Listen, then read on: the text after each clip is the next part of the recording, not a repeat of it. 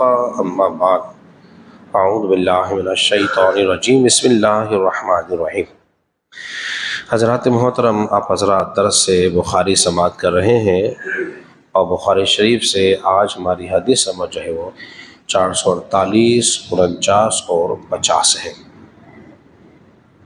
حضرت سہل بن سعدی رضی اللہ تعالیٰ عنہ بیان کرتے ہیں کہ رسول اللہ صلی اللہ علیہ وسلم نے ایک عورت کی طرف پیغام بھیجا، فرمایا تم اپنے بیٹے کو حکم دو جو کہ بڑئی ہے وہ میرے لیے ایک ممبر تیار کرے جس کی سیڑھیاں ہوں تاکہ میں اس پر بیٹھوں۔ اس حدیث میں کس بات کا تذکرہ ہے کہ ایک عورت کو نبی پاک صلی اللہ علیہ وسلم نے حکم دیا کہ تو اپنے بیٹے سے کہو، وہ چونکہ وہ بڑئی کا کام جانتا تھا، اس کی چاہت یہ تھی کہ میرے لیے ایک ممبر بنایا جائے لکڑی کا جس پر میں بیٹھوں اور بیٹھ کر میں لوگوں کو خطاب کروں۔ اسی طرح ایک حدیث پہلے گزر چکی ہے جو کہ بخاری کے اندر ہی ہے، ہم اس پر بات کر چکے ہیں، جس کا عنوان یہ تھا کہ ممبر پر کھڑے ہو کر آپ پر نماز پڑھانا تھا۔ اگلی حدیث مبارکہ کیا ہے؟ جابر بن عبداللہ رضی اللہ تعالیٰ عنہ کہتے ہیں، حدیث نمبر 449، ایک عورت نے کہا یا رسول اللہ صلی اللہ علیہ وسلم، کیا میں آپ کے لیے ایک ایسی چیز نہ بنا دوں جس پر آپ بیٹھیں، کیونکہ میرا لڑکا بڑائی کا کام کرتا ہے؟ آپ نے فرمایا اگر تم چاہو تو۔ پھر اس عورت نے آپ کے لیے ممبر بنوا دیا۔ اب دو باتیں ہو گئی ہیں، ایک نے عورت نے پیشکش کی اور ایک نے حضور نے چاہت تھی، دونوں میں کوئی تضاد نہیں ہے، بلکہ علماء کرام ارشاد فرماتے ہیں جب اس قسم کی دو روایت جمع ہو جائیں گی تو دونوں میں تطبیق دینی پڑے گی ان باتوں کو سمجھنے کے لیے۔ بسا اوقات ایک حدیث پہلے کی ہوتی ہے، ایک حدیث بعد کی ہوتی ہے، ایک فرمان پہلے کا ہوتا ہے اور ایک بعد کا ہوتا ہے۔ کسی حدیث کے اندر حکم کرنے کی اجازت ہوتی ہے، کسی کام میں کرنے کی اجازت نہیں ہوتی۔ اس کو سمجھنے کے لیے یہی کہا جا سکتا ہے کہ کوئی حکم پہلے کا ہے، دوسرا حکم بعد کا ہے۔ اب اس میں جو تطبیق کیا ہے؟ اس میں تطبیق یہ ہے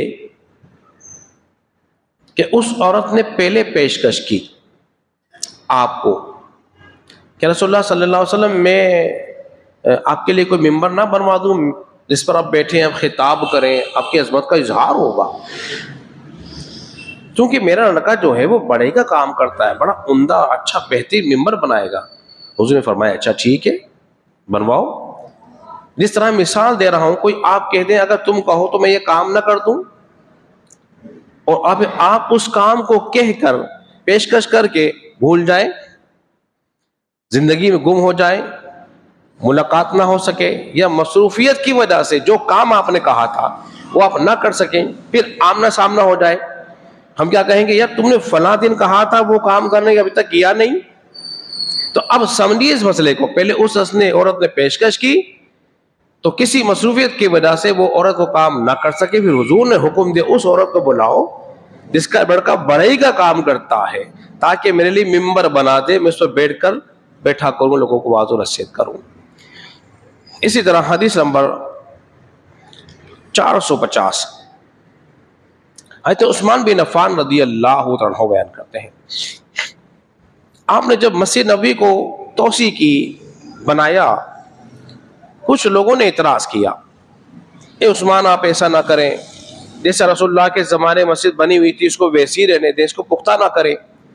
اس سے پہلے بھی درس میں حدیث مبارکہ گزر چکی ہے، یاد رکھیے گا ذہن میں، کہ پہلے مسجد نبی کھجور کی شاخوں کی بنی ہوئی تھی، چھت بھی کچی تھی، اس کے ستون بھی کھجور کے بنے ہوئے تھے۔ پھر عثمان غنی نے کیا کیا؟ ساگوان کی لکڑی کے ستون بنائے، اس کی چھت کو پختہ کرایا، پھر پتھر کی مسجد بنوا دی، اس پہ پچھے کاری کا کام کیا گیا، نقش و نگار بنائے گئے۔ جب لوگوں نے اعتراض کیا اس قسم کا مسجد پر اب کام قیام نے بہت ہی خوبصورت مسجد بنوائی، تو حضرت عثمان غنی رضی اللہ عنہ نے ارشاد فرمایا لوگوں تم مجھ پہ اعتراض کر رہے ہو، جبکہ میں نے تو رسول اللہ کا فرمان سنا ہے، جو اللہ تبارک و تعالیٰ کی رضا کی خاطر مسجد کو تعمیر کرتا ہے تو اللہ تبارک و تعالیٰ اس کے لیے بھی جنت میں اسی کی مثل گھر بناتا ہے، اس کی مثل گھر بنائے گا۔ اب یہ مسجد تعمیر ہونے کی فضیلت کو بیان کیا جا رہا ہے۔ یاد رکھ لیجیے، ایک حدیث میں آتا ہے ترمذی کا حدیث واقعہ موجود ہے، 319 اس حدیث کا نمبر ہے۔ نبی پاک صلی اللہ علیہ وسلم ارشاد فرمایا جس نے مسجد بنائی چھوٹی ہو چاہے بڑی ہو، جس نے مسجد بنائی چھوٹی ہو چاہے بڑی ہو، تو اللہ تبارک و تعالیٰ اس کے لیے جنت میں گھر بنائے گا۔ دوسری حدیث جابر بن عبداللہ رضی اللہ عنہ سے روایت ہے، 738 اس حدیث کا نمبر ترمذی کا موجود ہے۔ نبی پاک صلی اللہ علیہ وسلم نے ارشاد فرمایا جس نے مسجد بنائی پرندے کے گھونسلے کی طرح، یا پرندہ جو گڑا بناتا ہے دیوار میں چھپنے کے لیے، کتنا سا ہوتا ہے بولیے؟ اتنا بڑا، یا بعض پرندہ بڑا ہو تو چھوٹا، اس سے بڑا۔ اب یہ تشبیہ دی گئی ہے، فرمایا چاہے کوئی چھوٹی ہو چاہے بڑی ہو، اللہ تبارک و تعالیٰ اس کے لیے جنت میں گھر بناتا ہے۔ بتائیے مسجد اتنی بڑی ہو سکتی ہے؟ پرندے کے گھڑے کے برابر یا گھونسلے کے برابر ہو سکتی ہے؟ نہیں ہو سکتی، لیکن تسبیح دے کے سمجھایا جا رہا ہے کہ تم نے مسجد کی تعمیر میں اگر اتنا حصہ بھی لے لیا، سمجھو اتنا چھوٹا کام بھی کر لیا، تو پھر اللہ تبارک و تعالیٰ تمہارے لیے جنت میں بولیے گھر بنائے گا۔ اور جانتے ہو جنت کتنی قیمتی ہے؟ دنیا کی ساری دولت رکھ دی جائے، اس کو جنت میں صرف اتنی جگہ ملے کہ وہ اپنا عصا، ہاتھ میں لینے والا ڈنڈا، یا وہ چابک جس سے جانوروں کو وہ بولیے گھسیٹتا ہے، اتنی جگہ مل جائے تو دنیا مافیا سے بہتر و پیاری ہوگی۔ جنت سستی نہیں، یہ بہت قیمتی ہے۔ تو حضرات محترم توجہ کر لیں آپ حضرات، تو مسجد کی تعمیر میں، اس کی خیر خواہی میں، اس کو آباد کرنے کے لیے بڑا اماؤنٹ نہیں دیکھا جاتا، رب کی رضا دیکھی جاتی ہے۔ اگر بڑا اماؤنٹ ہو، بڑی ناموری ہو، اس میں للہیت نہ ہو تو اس کا اجر و ثواب نہیں، لیکن کوئی چھوٹا سا کام کرے لیکن اس میں للہیت ہو، اللہ کے لیے ہو، تو پھر اس کا بھی اللہ اس کو بولیے بہترین اجر و ثواب عطا فرمائے گا۔ ایک ہے مسجد کی تعمیر کرنا، آخری پہلو اس کو سمجھنا بہت ضروری ہے۔ ایک ہے مسجد کو آباد کرنا،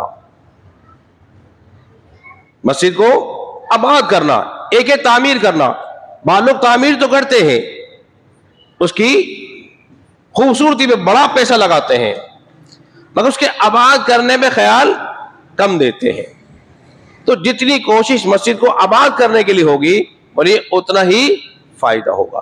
آباد دو طرح سے ہوتی ہے، آباد دو طرح سے ہوگی، قرآن کی تلاوت سے ہوگی، پنجگانہ نماز سے ہوگی، ذکر اللہ سے ہوگی، لوگوں کو لے کر آئے نماز کے لیے، یہ آباد ہوگی۔ ہر فرد کی ذمہ داری ہے کہ وہ اپنے ساتھ والے کو تبلیغ کرے۔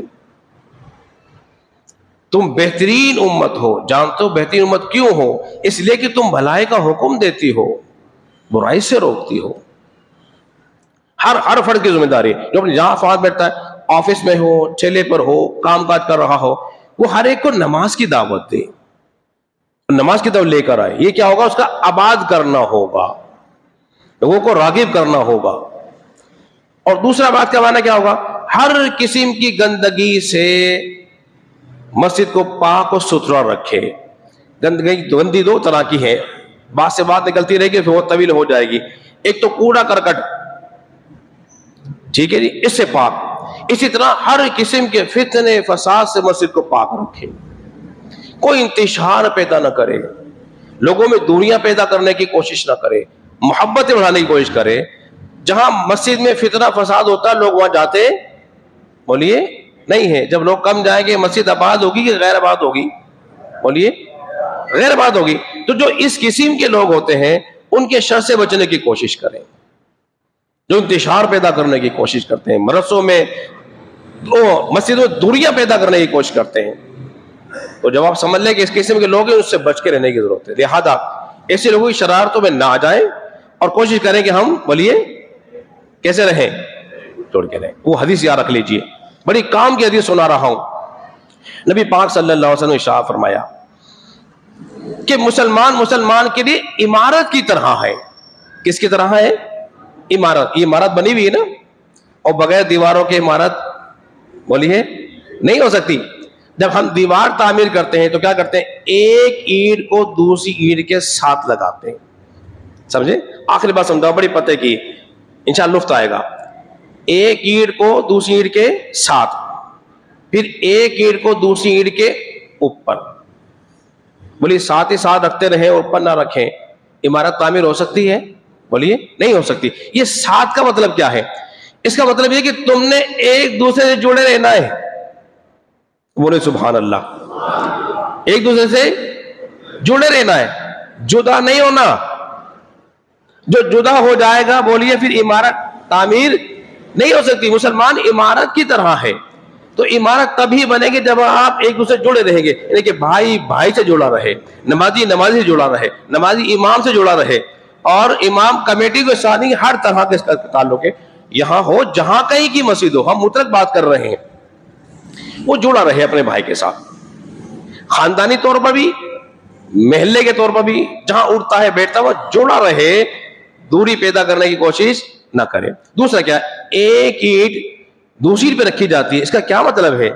تم نے ایک دوسرے کا سہارا بننا ہے، ایک دوسرے کا سہارا بننا ہے، ایک دوسرے کا بوجھ اٹھانا ہے. کوئی کمزور ہو اس کا سہارا بنو، کوئی مصیبت ہو اس کی تکلیف کو دور کرو.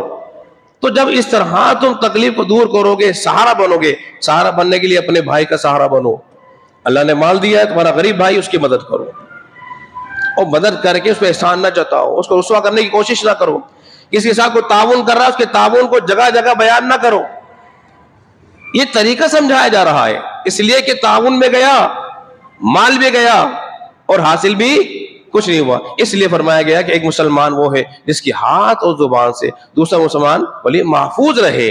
اب ہم نے ہاتھ سے اور زبان سے کسی کو تکلیف نہیں دینی. جب یہ سوچ نظریہ ہوگا، یقین جانیے آپ کی زندگی میں انقلاب پیدا ہوگا، وہ تبدیلی اندر سے پیدا ہوگی، پھر آپ کے وجود پہ ظاہر ہوگی. تو انشاءاللہ العزیز اس کا بڑا لطف آئے گا. اللہ رب العزت کے بارگاہ میں دعا کریں، خالق کائنات